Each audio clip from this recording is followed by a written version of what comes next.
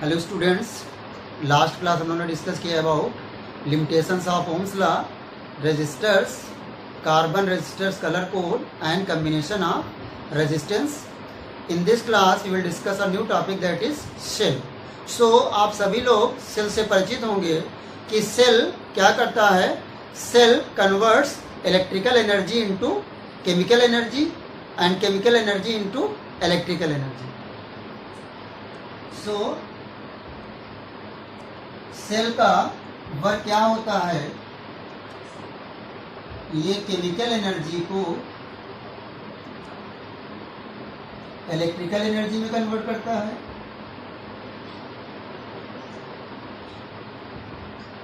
और electrical energy को chemical energy में कन्वर्ट करता है. सो सेल क्या करता है, किसी भी सर्किट में करंट के फ्लो को मेंटेन करके रखता है. किसी भी अगर सर्किट में हम लोगों को करंट का फ्लो बना के रखना है तो उसको हम लोग किससे कनेक्ट करा देते हैं, सेल से. सो सिंपली हम लिख सकते हैं सेल के लिए, cell is a simple device which is used to maintain steady current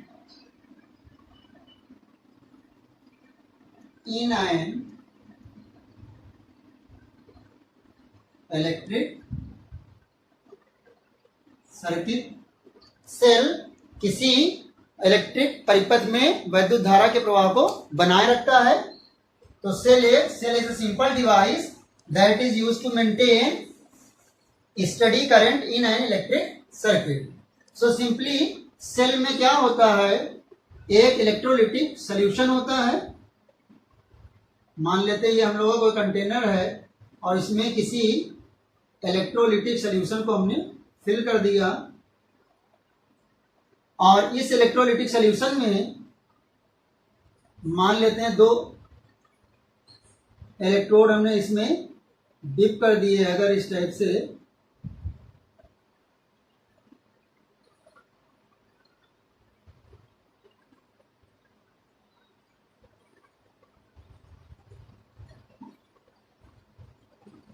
मान लेते हैं ये हमारा इलेक्ट्रोलाइट है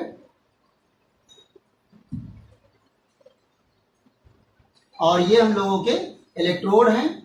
तो जब हम लोग इलेक्ट्रोड्स को किसी इलेक्ट्रोलाइट में डिप करते हैं तो क्या होता है, ये इलेक्ट्रोड्स पॉजिटिव और निगेटिव, पॉजिटिवली और निगेटिवली चार्ज हो जाएंगे. ये एक इलेक्ट्रोड पर पॉजिटिव चार्ज हो जाता है और एक इलेक्ट्रोड पर निगेटिव चार्ज हो जाता है. तो जिस इलेक्ट्रोड से इलेक्ट्रॉन्स इलेक्ट्रोलाइट में मूव करते हैं वो क्या हो जाएगा, पॉजिटिव चार्ज. और इलेक्ट्रोलाइट से इलेक्ट्रॉन जिस इलेक्ट्रोड पर मूव करेंगे, मान लिया इस पे मूव कर रहे हैं, तो ये क्या हो जाएगा, निगेटिव चार्ज. सो एक इलेक्ट्रोड से इलेक्ट्रॉन इलेक्ट्रोलाइट में मूव करते हैं और इलेक्ट्रोलाइट से इलेक्ट्रॉन दूसरे इलेक्ट्रोड में मूव करते हैं, वो क्या हो जाता है, निगेटिव चार्ज हो जाता है. सो इस तरीके से जब हम किसी इलेक्ट्रोलाइट में इलेक्ट्रोड्स को डिप करेंगे, इलेक्ट्रोड्स की जो रॉड होती हैं इनको हम लोग डिप करेंगे तो क्या होगा कि एक पर पॉजिटिव चार्ज हो जाएगा और एक पर निगेटिव चार्ज हो जाएगा. और इस चार्ज की वजह से इलेक्ट्रोड्स और इलेक्ट्रोलाइट के बीच में एक पोटेंशियल डिफरेंस जनरेट हो जाता है. सो मान लेते हैं जैसे इस पर कोई पॉइंट ए है और यहां पर कोई पॉइंट बी है, तो इलेक्ट्रोड्स के पॉइंट ए और पॉजिटिव इलेक्ट्रोड के बीच में एक पोटेंशियल डिफरेंस जनरेट होगा जो कि V प्लस, और यहां पर जो निगेटिव इलेक्ट्रोड है और पॉइंट B के बीच में जो आपका पोटेंशियल डिफरेंस जनरेट होगा that will be minus V minus. So हम लिख सकते हैं यहां पर कि when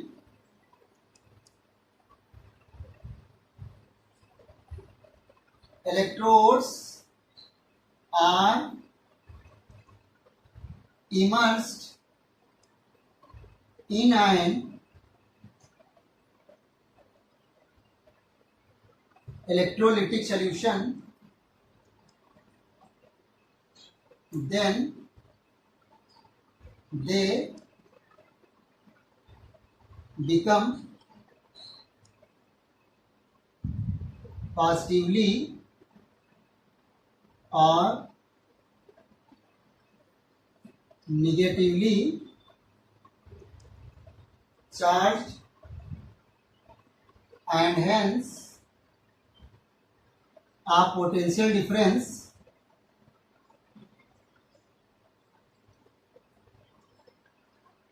is developed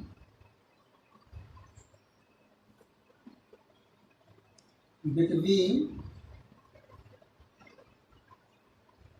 electrodes and electrolyte. जब इलेक्ट्रोड्स को वैद्युत अपघट्य में डुबोते हैं तो उन पर धन या ऋण आवेश आ जाता है, जिसके कारण इलेक्ट्रोड्स और वैद्युत अपघट्य के बीच में एक वैद्युत विभवांतर उत्पन्न हो जाता है। अगर हम लोग इसको किसी एक्सटर्नल रेजिस्टर से ना जोड़ें, कंबाइन कनेक्ट ना कराएं, तो when external resistance R is infinite, R की वैल्यू अगर इनफाइनाइट है तो उस केस में I इज इक्वल टू क्या हो जाएगा हम लोग का V अपान R। सो V अपान इनफाइनाइट मतलब 0। तो इस केस में कोई भी करंट फ्लो नहीं हो रही है। तो जब कोई भी करंट नहीं फ्लो होती है तो उस केस में हम लोग का जो पोटेंशियल डिफरेंस होता है बिटवीन इलेक्ट्रोड्स किसके इक्वल होगा? पोटेंशियल डिफरेंस बिटवीन, इसको हम लोग पॉजिटिव इलेक्ट्रोड को P से लिख लें और निगेटिव को हम लोग N से लिख लेंगे। तो potential difference between P and A और plus potential difference between B and N। P और A के बीच का पोटेंशियल डिफरेंस क्या हो जाएगा हम लोग का? V प्लस, और इसके B और N के बीच का क्या हो जाएगा हम लोग का? एक्चुअली यहाँ पर माइनस होता है और ये भी माइनस होता है, तो माइनस माइनस क्या हो जाता है? प्लस हो जाएगा। तभी से हम दोनों को फॉर्मूले में प्लस का साइन यहाँ लगाएंगे, लेकिन यहाँ पर डिफरेंस है तो माइनस और इसका माइनस मिलकर क्या हो जाएगा? प्लस। सो ये होगा हम लोग का पोटेंशियल डिफरेंस बिटवीन इलेक्ट्रोड्स। सो जब करंट 0 होती है, मतलब कि करंट नहीं फ्लो हो रही है सेल के द्वारा, तो उस केस में जो पोटेंशियल डिफरेंस होता है इलेक्ट्रोड्स के बीच, उसको हम लोग कहते हैं E, मतलब EMF of the cell. E यहां पर क्या है हम लोग का? EMF of cell. EMF means होता है electro motive force of cell. So हम कह सकते हैं कि ईएमएफ क्या होता है? ईएमएफ एक प्रकार का पोटेंशियल डिफरेंस है, potential difference between electrodes when cell is not in use. जब सेल आपका यूज में नहीं होता है तो इलेक्ट्रोड्स के बीच का जो पोटेंशियल डिफरेंस होगा उसको हम लोग क्या कहेंगे? EMF of the cell. जब सेल प्रयोग में ना हो तो इलेक्ट्रोड्स के बीच का वैद्युत विभवांतर विद्युत वाहक बल कहलाता है। और जब हम लोग इसको मान लेते हैं, अगर हम लोग इसको किसी एक्सटर्नल रेजिस्टर से मान लेते हैं, यहां पर हम लोग इसको किसी रेजिस्टेंस से हम लोग इसको कनेक्ट करा दें, मान लें एक्सटर्नल रेजिस्टेंस है R, तो उस केस में इसमें करंट फ्लो होगा कि I पॉजिटिव से निगेटिव की डायरेक्शन में, और यहां पर जो करंट फ्लो होगा वो किधर होगा? B से A की ओर। जो इलेक्ट्रोड के भीतर जो करंट फ्लो होगा आपका, सॉरी इलेक्ट्रोलाइट में, इलेक्ट्रोलाइट यहां पर इलेक्ट्रोड्स के बीच में किधर करंट फ्लो होगा? इसमें रेजिस्टेंस में प्लस से माइनस की डायरेक्शन में, लेकिन यहां पर अपोजिट डायरेक्शन में करंट फ्लो होगा, B से A की ओर होगा। सो इस करंट की वजह से यहां पर हम लिख लेंगे इन इलेक्ट्रोलाइट, यहां पर हम लोग लिखते हैं when a external resistance is connected between electrodes, then current flows from P to positive से P टू N, पॉजिटिव से नेगेटिव की डायरेक्शन में करंट फ्लो होने लगता है। और inside the electrolyte, inside the electrolyte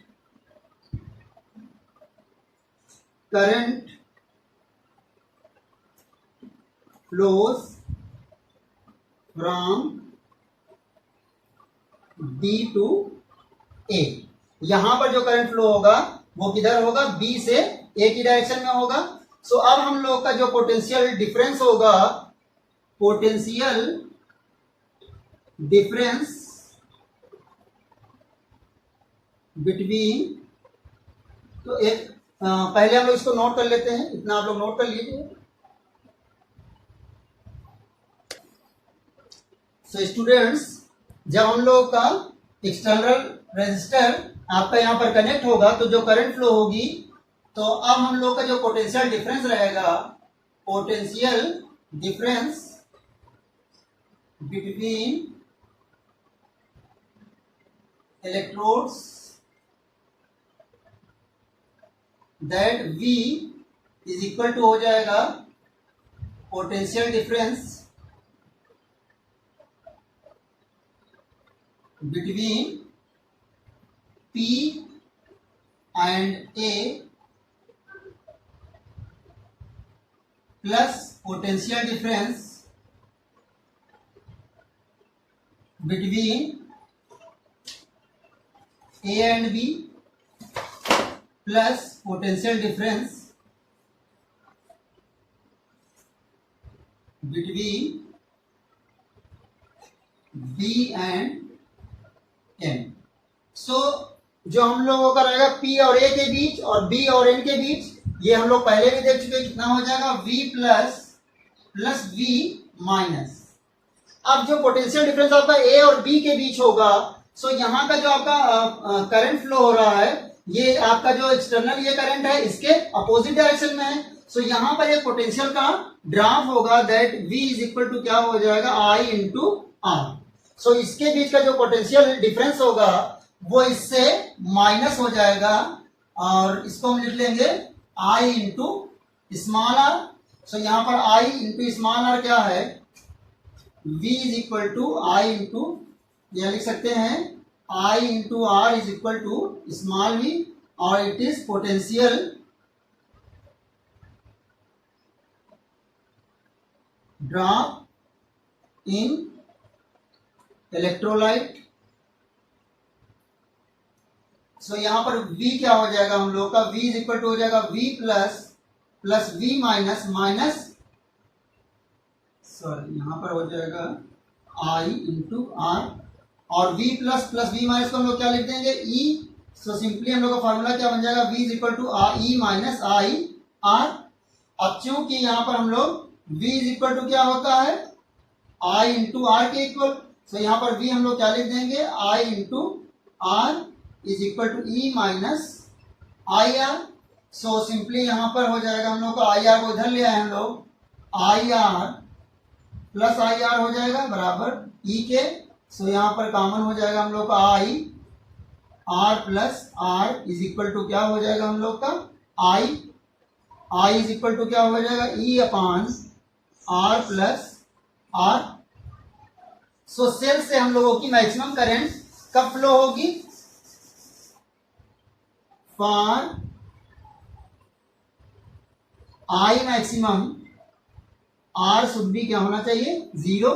so I maximum जो होगी हम लोगों की वो किसके इक्वल हो जाएगी? E अपान R। जब हम लोग का एक्सटर्नल रेजिस्टेंस 0 होगा उस केस में करंट हम लोगों को मैक्सिमम मिलेगी सेल द्वारा। सो प्लीज आप लोग इतना नोट करें।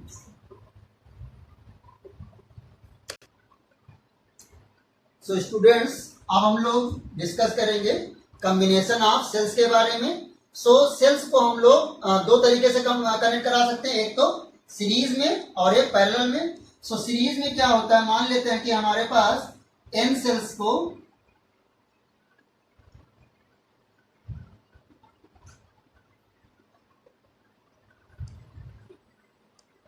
सीरीज में हम लोगों ने कंबाइन करा दिया और इन सभी सेल्स का जो ईएमएफ है वो E है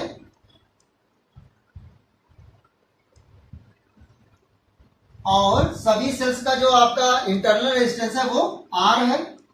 सो मान लिया इसको हम लोग ऐसे कनेक्ट कराते हैं और इसको हमने किसी एक्सटर्नल रेजिस्टेंस से कनेक्ट करा दिया। सो करंट की डायरेक्शन क्या हो जाएगी इस रेजिस्टेंस में, प्लस से माइनस की हो, ये डायरेक्शन होगी करंट की। सो यहां पर लिख सकते हैं लेट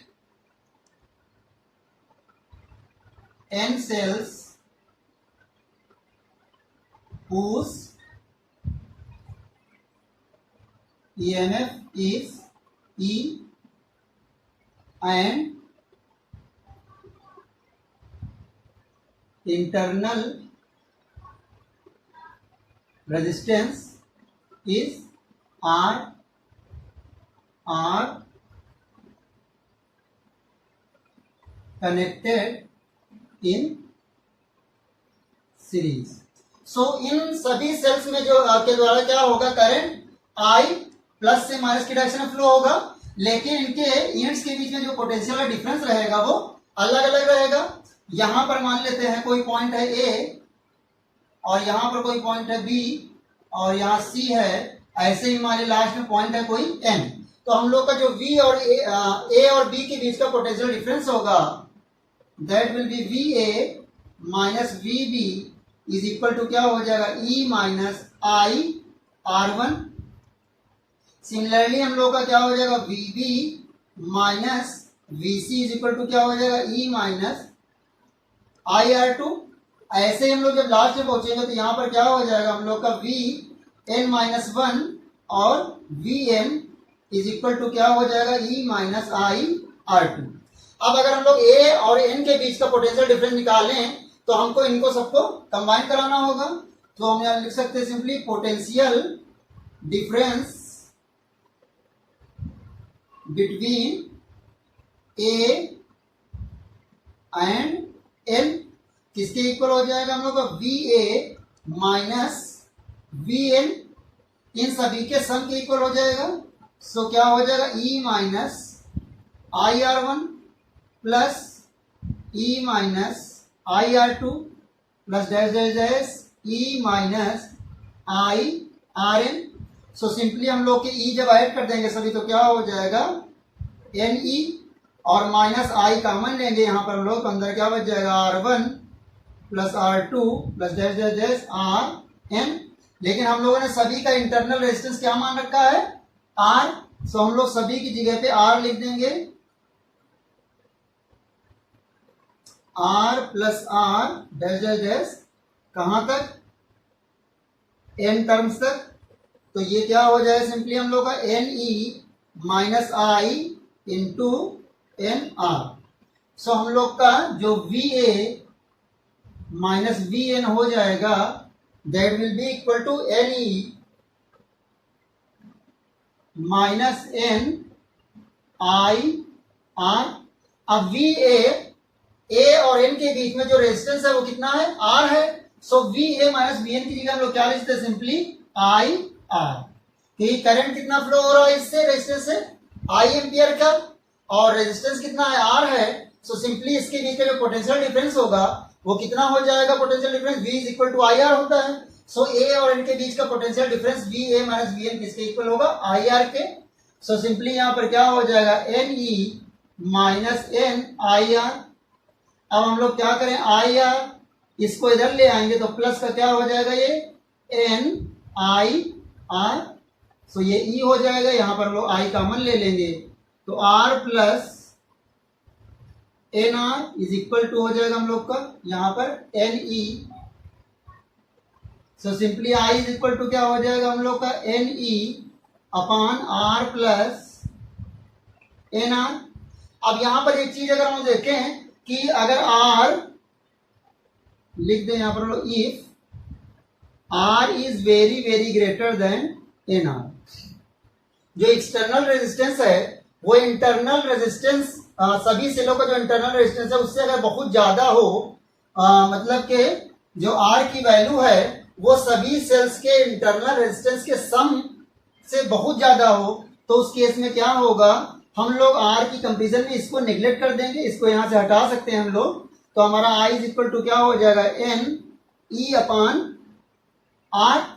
सो यहां पर जो करंट की वैल्यू हम लोग को मिल रही है वो एन टाइम्स है किसका, एन, और ई अपॉन आर क्या है आपका करंट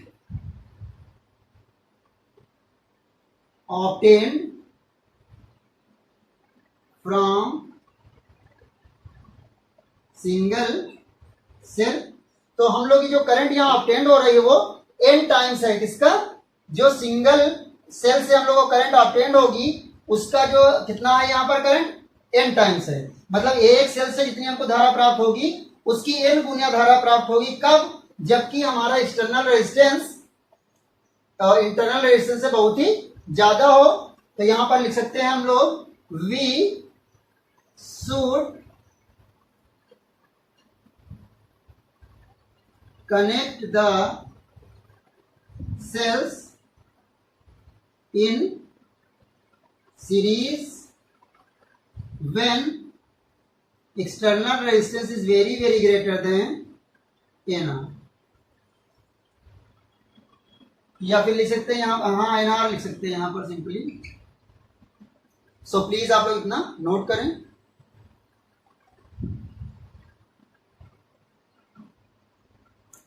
सो नाउ स्टूडेंट्स हम लोग देखेंगे कि अगर हम लोग पैरेलल में सेल्स को कनेक्ट कराएं तो क्या होगा। मान लेते हैं हमारे पास n सेल्स हैं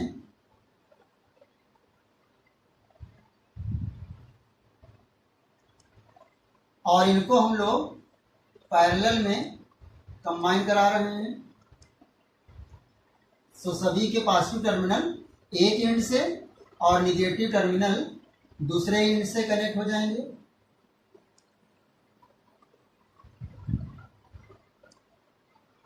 इस टाइप से मान लिया सभी का ईएमएफ जो है वो ई है और सभी का इंटरनल रेजिस्टेंस आर है।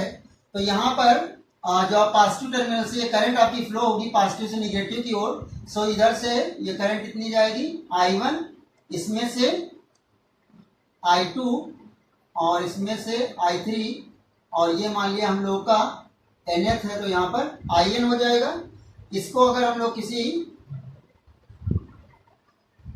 एक्सटर्नल रेजिस्टेंस से फ्लो कनेक्ट करा दें R से, सो इसमें करंट कितनी फ्लो होगी, इन सभी का सम हो जाएगा। जो ये करंट I एक्सटर्नल रेजिस्टेंस कितनी फ्लो होगी, इन सभी करंट्स के सम के इक्वल, और इनके जो एंड्स के बीच पोटेंशियल डिफरेंस रहेगा दैट विल बी V। सभी सेल्स के इलेक्ट्रोड्स के बीच का जो पोटेंशियल डिफरेंस होगा वो क्या रहेगा, V रहेगा। सो यहाँ पर सिंपली हम लोग लिख सकते हैं कि जो आपका current I is equal to क्या हो जाएगा हम लोग का, या हम लोग लिख लें V इज इक्वल टू हम लोग का क्या हो जाएगा E minus I R I1 R। हम लोगों का जो फर्स्ट इलेक्ट्रोड के फर्स्ट सेल के लिए क्या हो जाएगा formula, V is equal to E minus I1 R। इसके जो आपका इलेक्ट्रोड्स है उसके बीच का पोटेंशियल डिफरेंस अगर हम लोग निकाले हैं तो V इज इक्वल टू क्या हो जाएगा E माइनस I1 R। तो यहाँ से हम लोग क्या निकाल सकते हैं I1, अगर हम लोग यहाँ से I1 R निकालना चाहें तो क्या हो जाएगा E माइनस V, और I1 इज इक्वल टू क्या हो जाएगा E minus V upon R। सो ये हम लोगों की जो वैल्यू हो जाएगी I1 की क्या हो जाएगी E minus V upon R हो जाएगा। सिमिलरली ऐसे हम लोग I2 IN तक निकाल सकते हैं। तो हम लोग का जो I होगा यहाँ पर total current I is equal to क्या हो जाएगा, I1 प्लस I2 और IN, सभी करंट्स का सम। सो I1 की जगह क्या हम लोग वैल्यू रख दें, E minus V upon R, plus यहाँ पर भी E minus V upon R dash dash dash E minus V upon यहाँ पर nth टर्म्स लिख दें। सो यहाँ पर क्या हो जाएगा, E माइनस वी हम लोग कॉमन ले लें तो 1 अपान R प्लस 1 अपान R dash dash dash nth term तक हम लोग का इसका सम हो जाएगा। सो सिंपली ये क्या हो जाएगा, E माइनस वी, यहाँ पर R एलसीएम हो जाएगा, ऊपर हो जाएगा 1 plus dash dash dash nth term तक। सो ये क्या हो जाएगा, E माइनस वी, और ये हो जाएगा हम लोग का n upon R। So I की वैल्यू क्या हो जाएगी हम लोग की, E minus V n upon R। तो R को हम लोग इससे क्रॉस मल्टीप्लाई करा देंगे तो सिंपली हम लोग का क्या आ जाएगा, IR, और इसको मल्टीप्लाई कर देंगे हम लोग NE हो जाएगा, ये NE minus NV। So IR is equal to N, minus को इधर बुला लेते हैं हम लोग तो ये हो जाएगा हम लोग का NV, और इधर हम लोग का क्या बचेगा, NE। अब सिंपली फिर से वही formula, V is equal to क्या होता है हम लोग का IR हो जाएगा। सो यहाँ पर हो जाएगा IR प्लस N, और V की जगह क्या हो जाएगा, IR is equal to NE। यहाँ पर I हम लोग कॉमन ले लेंगे तो अंदर क्या बचेगा, R plus NR is equal to NE। So I is equal to क्या हो जाएगा, NE upon R plus NR, this will be the value of current. So यहाँ पर भी वही केस है, हम लोग देख सकते हैं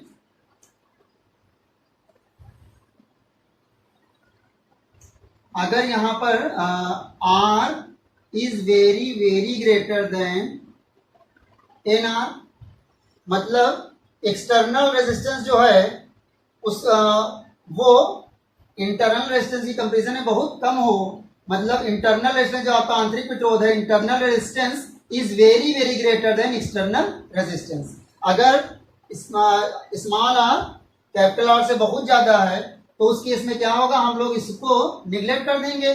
सो हम लोग का I इज इक्वल टू क्या हो जाएगा, simply N E upon R।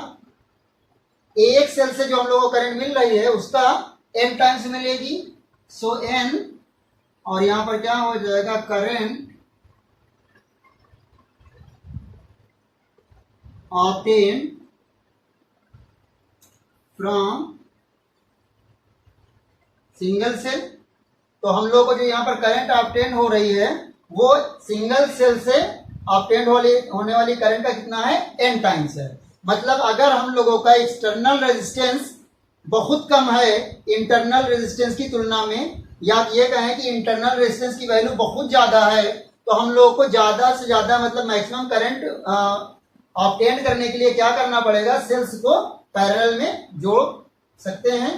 तो यहाँ हम लिख लेंगे we should connect the cell in parallel if small r is very very greater than capital R। अगर आंतरिक प्रतिरोध का मान बाह्य प्रतिरोध की तुलना में बहुत ज्यादा है तो हम लोगों को पैरेलल में कंबाइन करना चाहिए। वी शुड कंबाइन, यहां लिखते हैं हम लोग, we should combine the cells in parallel if R is very very greater than R. So अगर हम लोगों का कैपिटल आर की वैल्यू बहुत ज्यादा है तो सीरीज में जोड़ना चाहिए सेल्स को मैक्सिमम करंट के लिए, और अगर इंटरनल रेजिस्टेंस बहुत ज्यादा है तो हम लोगों को मैक्सिमम करंट के लिए पैरेलल में कंबाइन कराना चाहिए। सो प्लीज आप लोग इतना नोट करें।